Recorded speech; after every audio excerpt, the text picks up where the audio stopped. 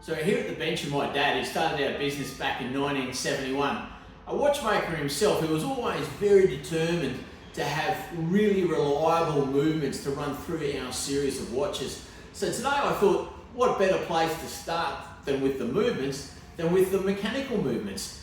Now, our business, we've made no secret of it that we're heading more into that mechanical upper end of the watch market, using for a long time Swiss made. But we're going to talk a little bit about the heritage of the movements that we've used today, but what we're using today.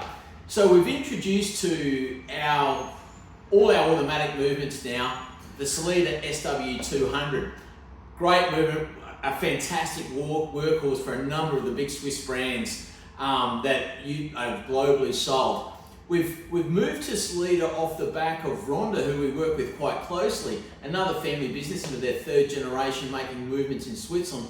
We've been using the R150 for probably the last 5 or so years. It's been a great movement for us. Those guys have headed off in a bit of a different direction with their mechanical movement program, and they're looking to develop a whole new line of movements out of that. So that's a pretty exciting space to keep an eye on in itself.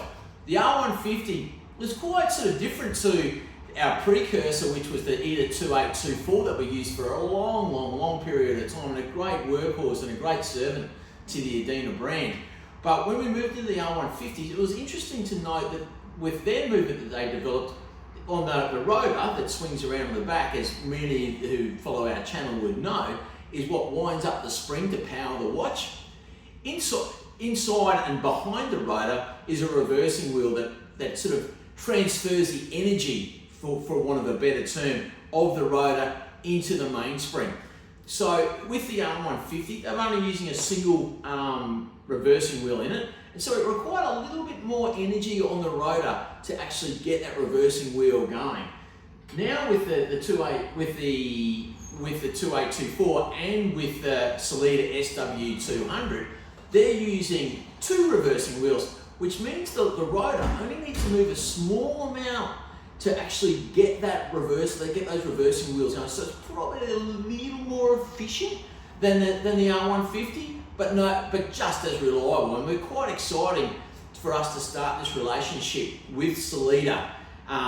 We're not only going to be using the SW200, which is the standard workhorse of many of the, as I said earlier, many of the Swiss watch brands, but we're going to use their high-end, slimline, very efficient SW300 date series, but more excitingly so, the GMT version as well.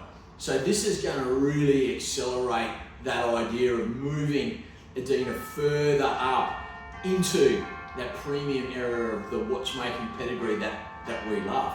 Got one of our clocks going off in the background to really set the scene.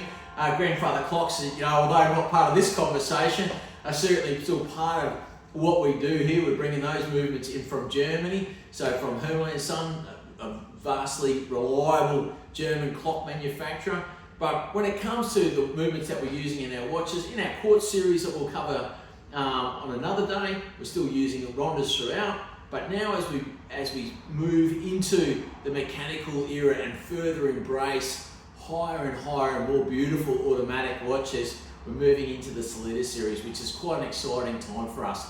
We still have the ability to service all mechanical movements that have come before, going way back to when Dad first started our business back in the 70s. He actually got wind of these movements that were getting made in India by HMT, which was an offshoot of Citizen. Citizen was bursting onto the world stage along with Seiko, making very reliable mechanical hand-wound watches.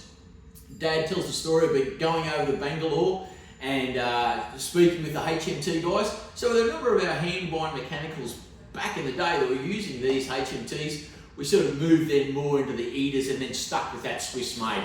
But as is the Adina pedigree, you get a hell of a lot of watch when you buy one of our watches, and having that ability ongoing to repair and service our watches from back then well into the future is still very important to us. So we thought we'd like to update you today on where we're heading with our automatic movements and what that's going to look like with the future of the automatic watches here at Adina.